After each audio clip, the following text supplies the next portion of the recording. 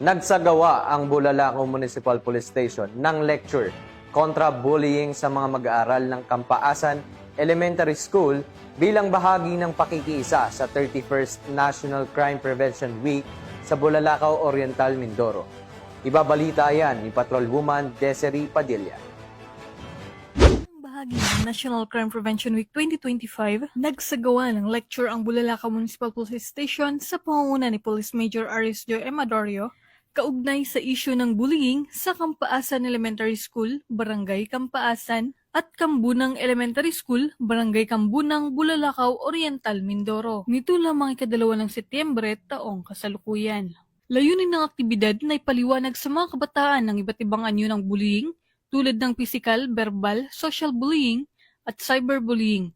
Kabilang na ang masamang epekto nito sa kalusugan, pag-aaral at pakikisalamuha sa kapwa.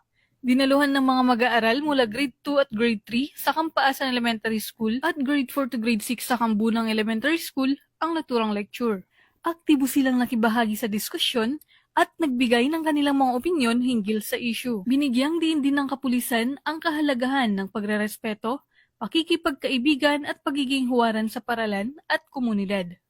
Sa pamamagitan ng mga ganitong gawain, natuturuan ng kabataan maging responsable at maunawain. Patunay ang aktibidad na ito ng pagtutulungan ng kapulisan at mga paaralan upang matiyak na ligtas, mapayapa at makabuluhan ang kapaligiran ng mga kabataan.